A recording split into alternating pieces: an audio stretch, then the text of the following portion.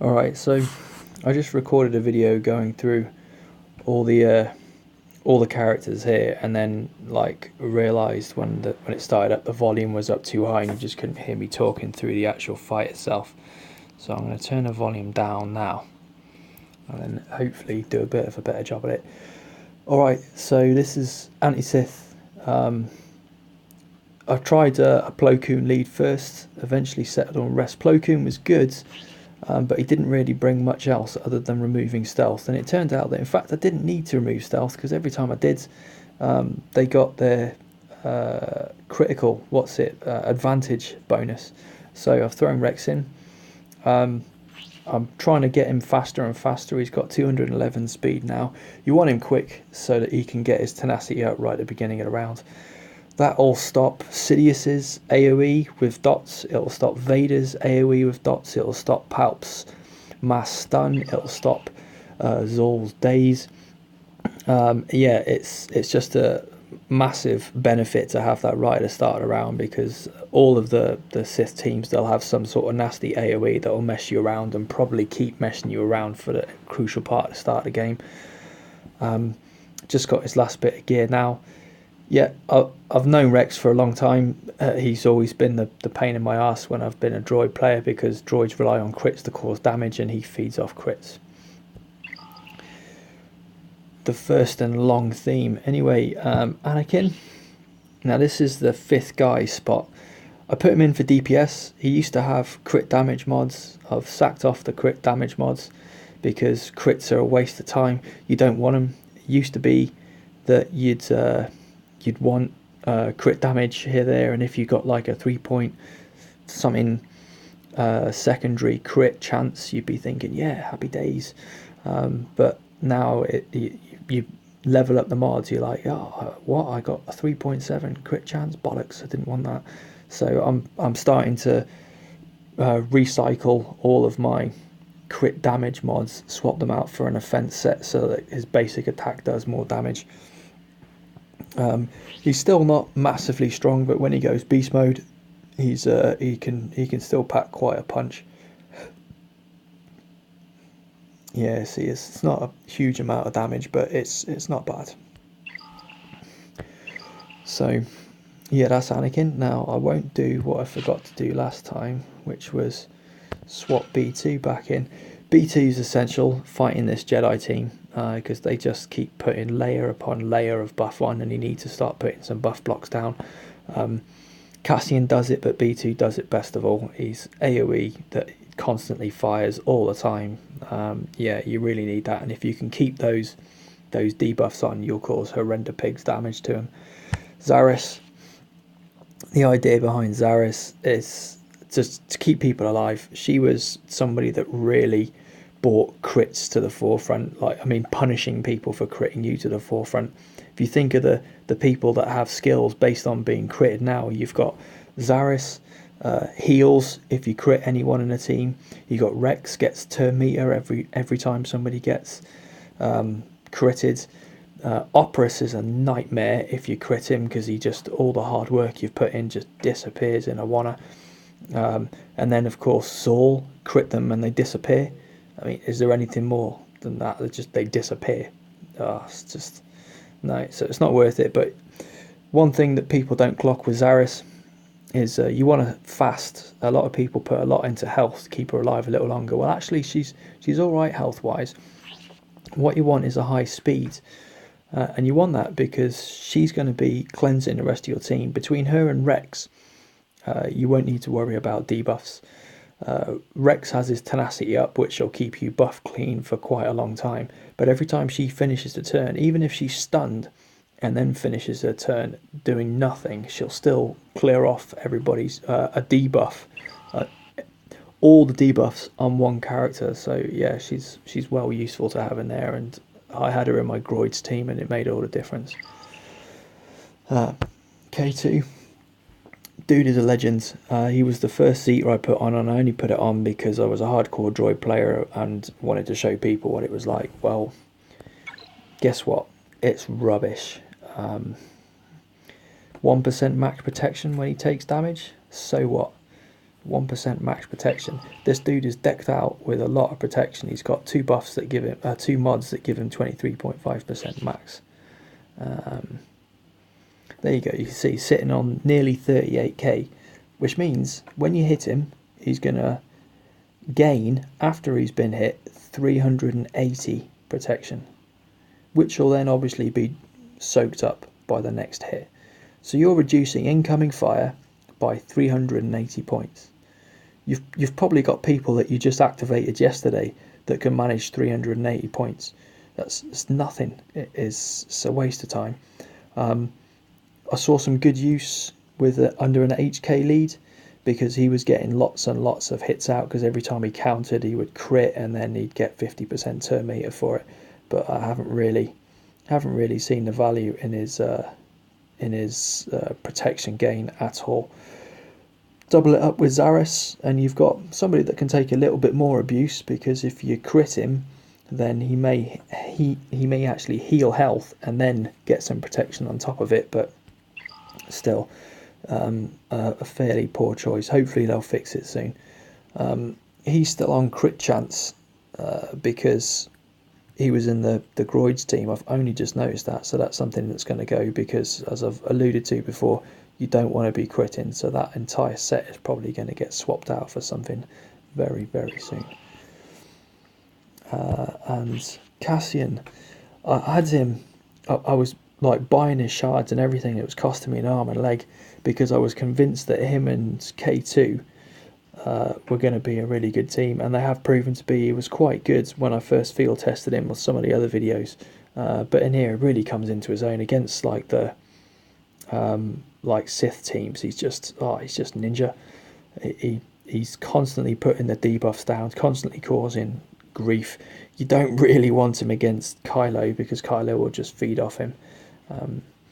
But it was a good example of power creep as well.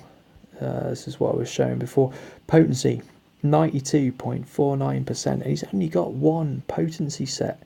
I haven't even stewed it up that much. He's got the potency cross, but even then 92.4. One build I had of him, he had like 108% potency or something. What do you need that for? You know, everybody gets a base 15% resistance chance. No, this is just a case of, well, he's got a grenade that doesn't do damage. It does if K2 comes to assist, by the way, but he's got a grenade, doesn't do damage. So let's just give him really, really high potency. But yeah, but you're undressing, you're redressing the, like, you're undressing the balance. You're messing it up. If he just had one effect he caused, that's fine. But he causes, like, I don't know, does it even have on here? Look at that. Ability block, defense down, healing immunity, defense down, speed down, blah, blah, blah, blah, blah. All of that on the entire team, and you're going to give him, like, over-the-top potency. No, bollocks. That's not on. HK47 doesn't have anything like that, and he's got a grenade that's supposed to do the same sort of thing. That's just a good example of how they've released characters over the last 6 months, 9 months, whatever, and you've just got this steady creep where they need to outdo the last release. Anyway, enough yabbering. Let's see if I can beat this Jedi team, if he's still there. If he's not, then I've wasted my breath.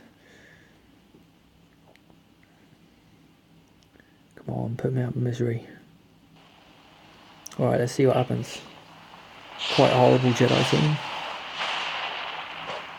Yeah, and straight off the bat now, it looks like a waste, but you have to clear that foresight off. And now hopefully when they start hitting back, B2's going to get his another hit. I'm wasting quite a lot of these with their tenacity yet, but it doesn't matter because they'll come back round by the time I get to shoot again. That was a stupid move, but right. And he's normally first priority where possible. But we only want to go from clearing off all that horrible counter nonsense.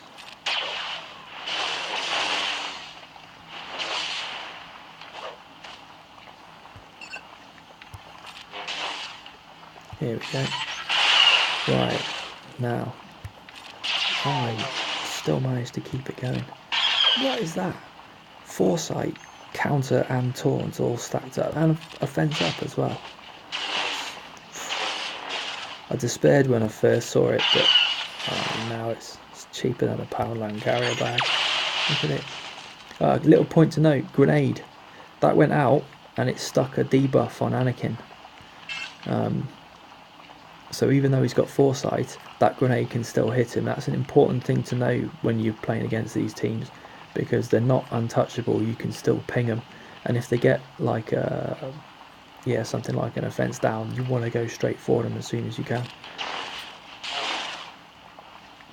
Oh, just realised that Rex is in the shit. Right, this is the last one. Stuff him up with anything else he hasn't got yet. Clear off all those debuffs. Oh, I've lost Rex. That's tragic, but it's not terminal.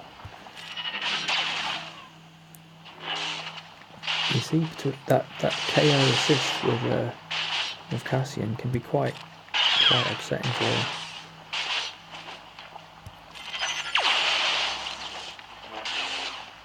Yeah, you want to deal with Anakin early, because if he times his comeback is like beast mode with a point at which you're a bit vulnerable and he's got his special up, then you're going to be in a whole world of trouble.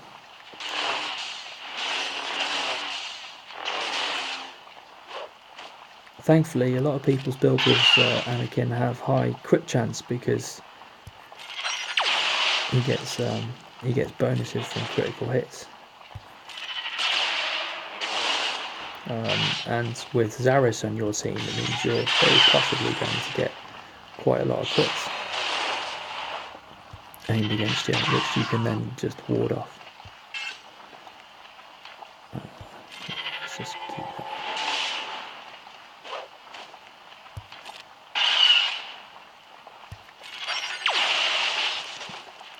I'm a little short on time because I've been gassing, but I really want him out of the way. And any second now, Yoda is going to lose that foresight and I'm going to come from. There we go.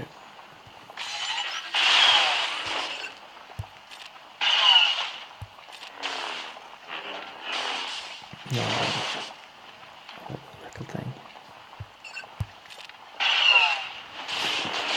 What I'm waiting for here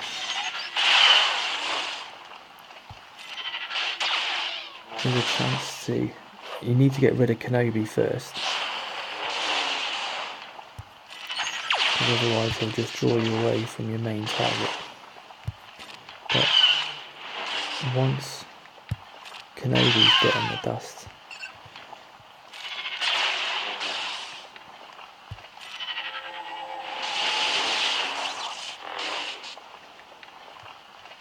here we go. Oh, she resisted the gaze. Disappointing. Well, now I've got to hurt anyway, so I'm just gonna keep spamming her to get her out of the way. Somebody will unstun. There we go. That'll do.